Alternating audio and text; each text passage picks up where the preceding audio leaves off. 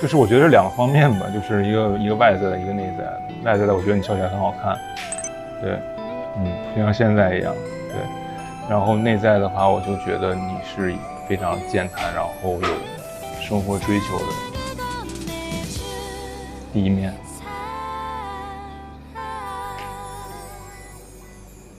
你觉得会有一些偏差吗？就是我不是很健谈的人，而且其实一开始就是我会有社交距离，会有保护壳。另外，我感觉你也是非常害怕去失去一些东西的。对，我因为害怕失去，所以不想拥有，不敢拥有。我觉得你的顾虑，我觉得在我看来，我肯定是明白的，但是我肯定会尽我的可能去让你觉得，比如说打消这方面的顾虑。但是我觉得你就是很好啊。你对我的认知是不是觉得我是一个很自信的人？我感觉到了你可能会有一些，但是你努力展现出来的是一个非常乐观开朗的一个姑娘。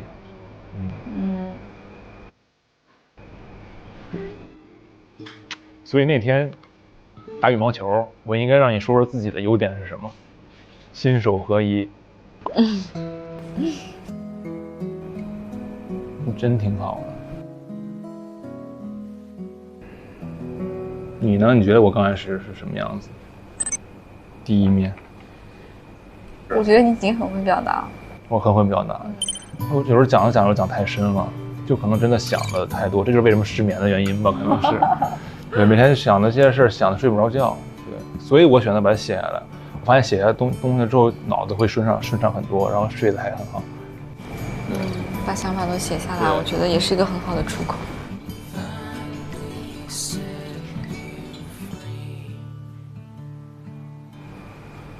你的卧蚕还挺大的。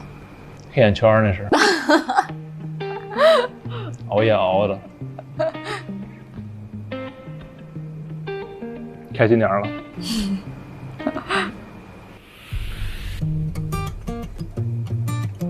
那么走吧。感觉是要到了。哦。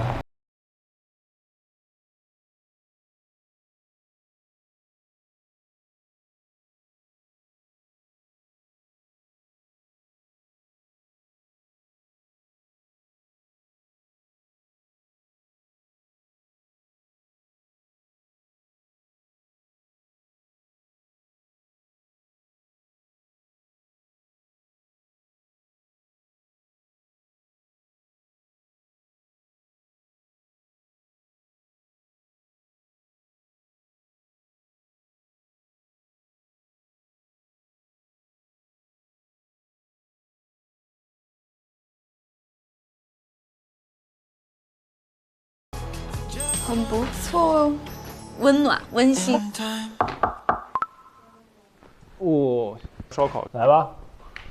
谢谢。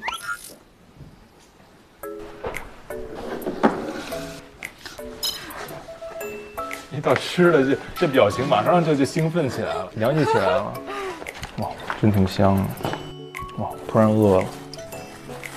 本来不饿。真假的？真的，闻着味儿就饿了。先尝尝，悠。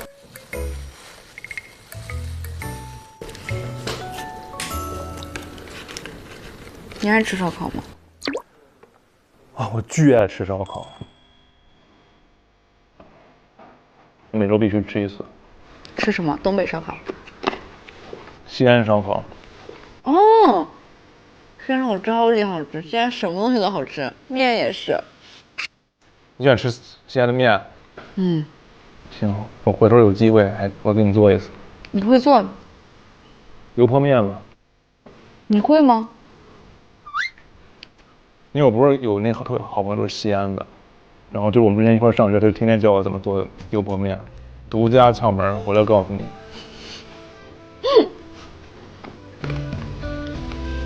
你之前有聊过，你说你在感情中的期待是势均力敌，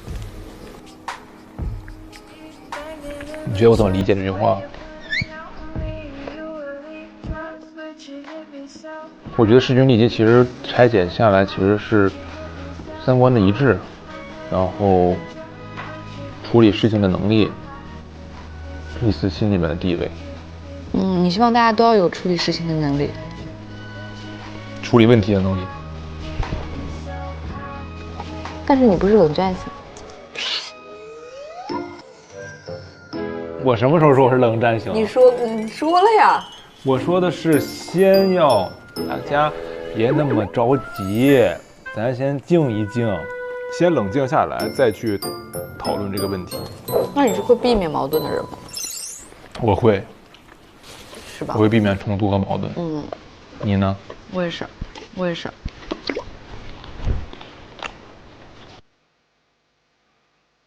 你是说走就走的这种类型吗？我以前不是，但我现在希望自己是。这样生活充满了惊喜。我以前是做好精密的规划才会出门的人。那比如说啊，你做了一个非常完美的一个计划，自己每天看着都乐，说计划太好了，受不了了。我经常这样子，我经常看着自己的计划乐，真的。对吧？我就知道你这样，然后回来真到第二天啪下雨了，怎么办？我心情大糟糕，我会。对，你就是给自己安排的太满了，你有太大压力。万一他没按照你之前计划走，对呀，又不行，你就抓狂了。对啊，我抓狂，我真的会抓狂，所以现在我不想这样了。对啊，你就给自己松弛一点，别那么紧绷。我之前还有就看日出特别执着，我觉得就是日出比较难看到嘛，因为日落就比较轻松就可以看到，而且天气原因也是个很大的原因，就看不到日出会很失落。现在就算了，日落也挺好看的。日落也挺好看的，不一定是别人看不见的景是最好看的。干啥？就早点睡觉。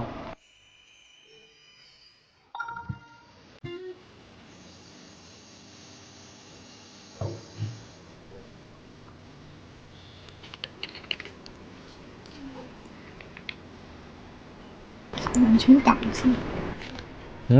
我这里完全窗帘拉住了，这里还能看看风景。风景。陪呼呼的。我看你就是一个浪漫的终结者。话题终结者。话题终结者是。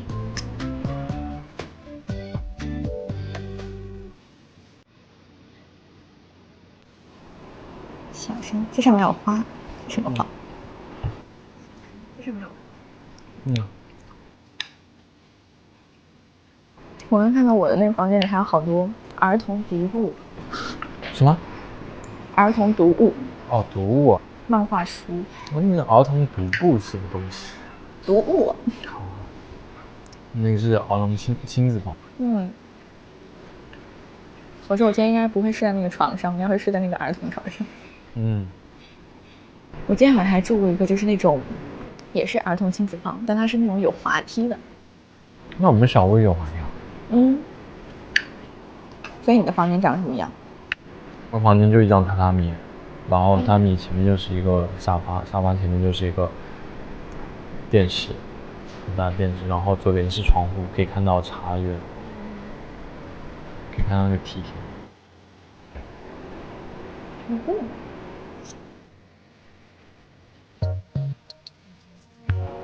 我还以为会去烧烤。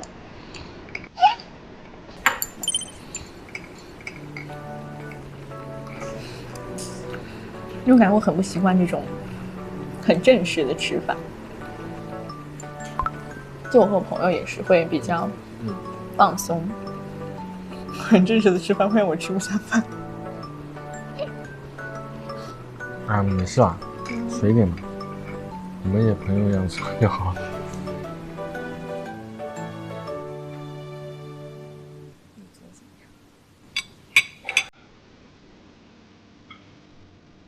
那所以你理想的生活是什么样子的？我理想生活就是我想体验这个人世间的什么样的事物就可以体验，但这是很理想的地方。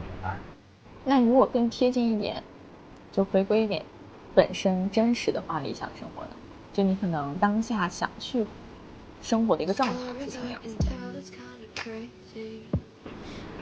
就比如说，如果想吃重庆火锅，那我就可以有这个时间和精力，飞去重庆吃这种火锅这样，或者是去休息一下这样。然后每年可能有至少2次的这种，就是旅游的机会嘛。那所以这是你当下就是做不到的生活状态，因为我感觉你当下应该也蛮自由的呀。但是就是因为会有很多事情会牵绊住你，你也可以这么做，但是有的事情会牵绊住你。例如呢？公司的这种各种琐事啊。哦。因为你必须要处理好，你才可以去有自己的时间。因为如果你不做这个决定，没有人能帮你做这个决定，因为你是这个公司的就是最终的拍板。如果你不发号那个这种指令的话，没有下面的人没有办法去，对，没有办法去执行，没有办法去做。哇哦！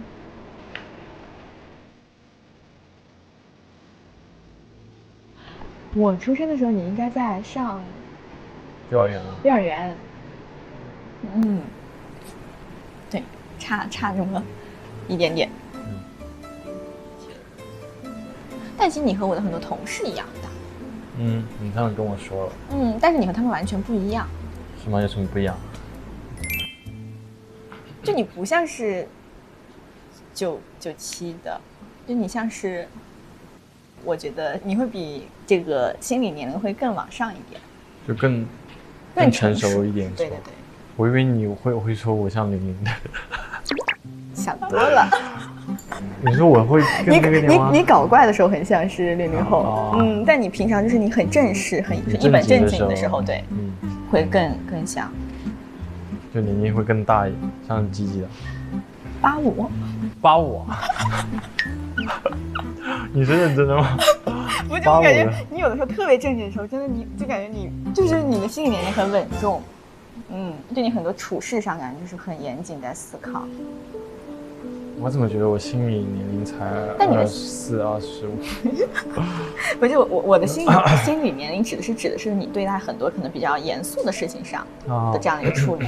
但你平常自我的时候，你这个唱歌啊或者搞怪的时候，确实就像一个小孩儿，就很有反差嘛。